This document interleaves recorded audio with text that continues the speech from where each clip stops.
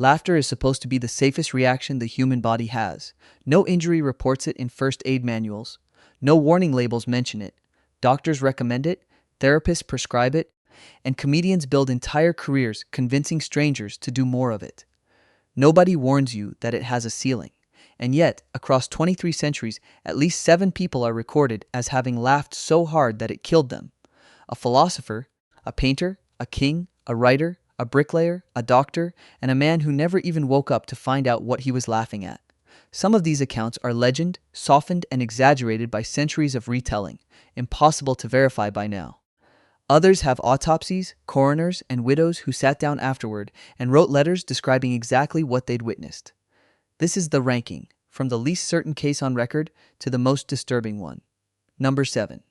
Chrysippus of Soli, 206 BCE.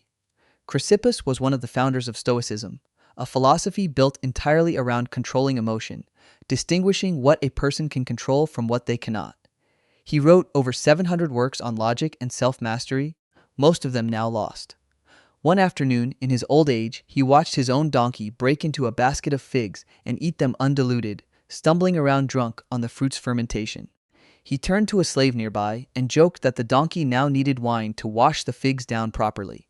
He laughed at his own line. He did not stop. According to the biographer Diogenes Laertius, writing centuries later, Chrysippus collapsed and died on the spot, undone by his own joke about a drunk donkey. The man who taught an entire school of philosophy how to master emotion was finished off by the one emotion he never trained for. Number 6. Zeuxis, 5th century BCE. Zeuxis was considered the greatest realist painter of ancient Greece, a master of light and shadow so precise that birds, according to legend, tried to peck real grapes straight off his canvas. He was commissioned by an elderly woman who insisted on posing as Aphrodite, goddess of youth, beauty, and desire. Zeuxis accepted the payment. He painted her exactly as she looked, every wrinkle, every sag, none of the divinity she'd asked for. The result was reportedly so absurd, an old woman rendered in loving, realistic detail as the goddess of beauty, that Zeuxis burst into laughter he could not control, and died from it before the painting was even finished. He spent a lifetime making paintings so real they fooled birds. His last one only needed to fool himself. Ancient Greece produces philosophers and painters, men undone by donkeys and portraits. Medieval Aragon produces kings, and this one ate himself into his own punchline. Number 5. King Martin of Aragon, 1410.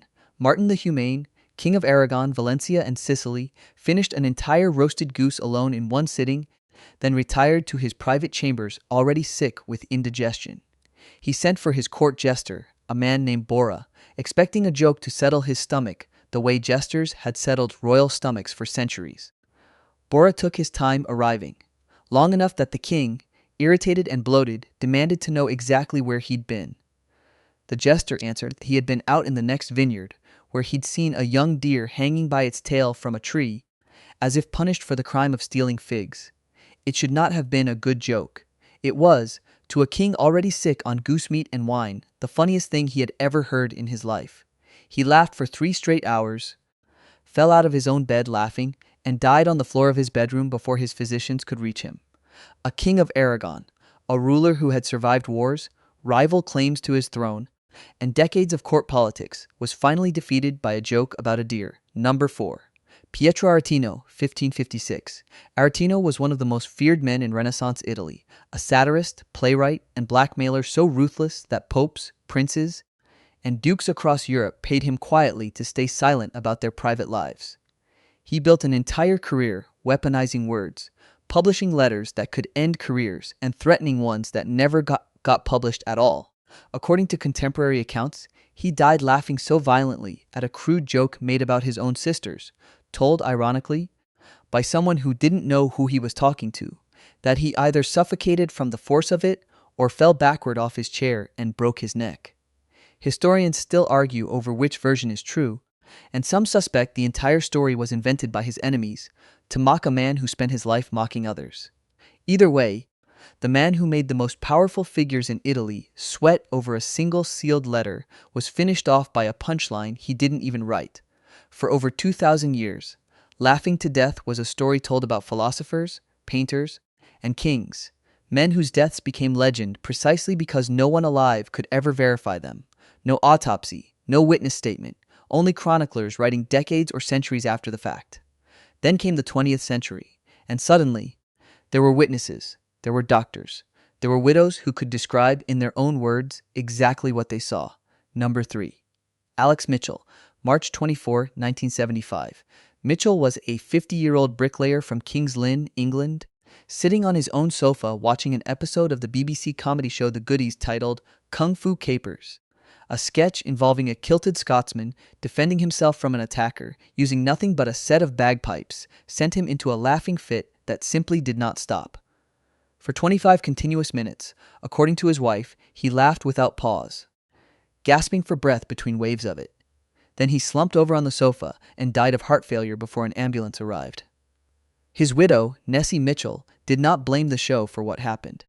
She wrote a letter to the cast of The Goodies, thanking them for making her husband's final half hour on Earth the happiest of his entire life. In 2012, 37 years later, doctors diagnosed his granddaughter with an inherited heart rhythm disorder called long QT syndrome, a condition that can cause sudden fatal arrhythmias under intense physical or emotional stress.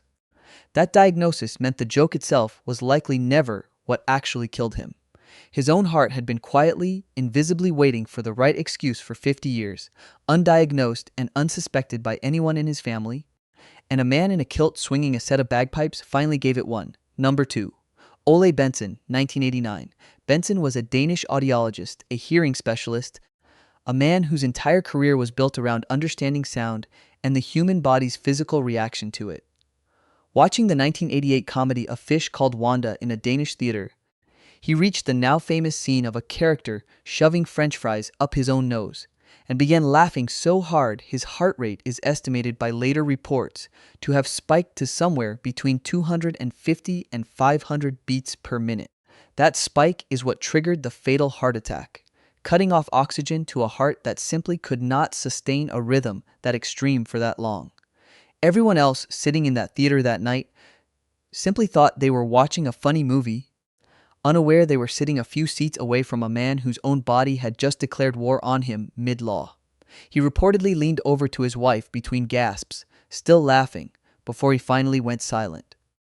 A specialist who had spent his entire career studying how the human body processes sound never got the chance to study the sound of his own final laugh. By the late 20th century, medicine finally had language for all of this. Doctors called the phenomenon gelastic syncope, a sudden loss of muscle tone or fatal cardiac strain triggered by an intense, prolonged laughing fit. In some cases, the laughter itself does the damage directly. Oxygen intake drops, blood pressure spikes, and a heart already weakened or structurally abnormal simply cannot keep pace.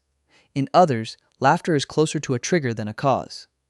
The final stress test for a heart condition that was always going to fail eventually, on some ordinary afternoon, for some far less memorable reason. Every case up to this point had a joke, a scene, a witness, something a coroner or a biographer could point to and say, this specifically is what did it. The seventh and final case has none of that at all. Number 1. Damnoen Saen-um, August 20, 2003. Damnoen was a 52-year-old ice cream truck driver in Thailand's Phrae province, roughly 300 miles north of Bangkok, in good general health with no history of heart problems.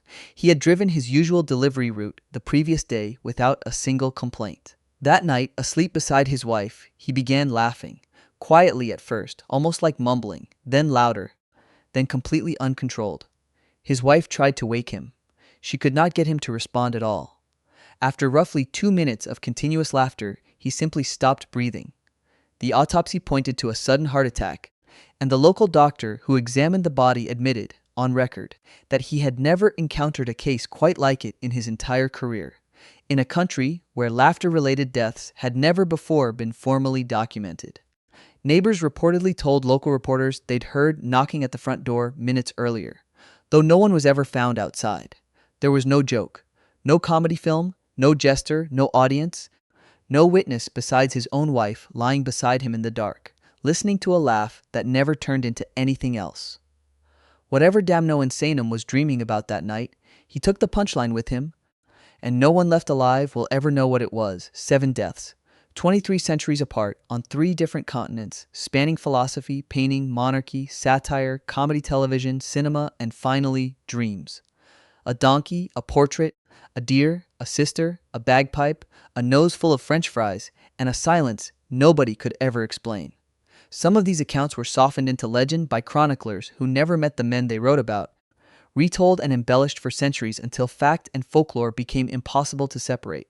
Others have hospital records, coroner's reports, and heartbroken widows attached to them, documented, witnessed, undeniable. What connects all 7, ancient and modern alike, is simpler than any of the jokes themselves.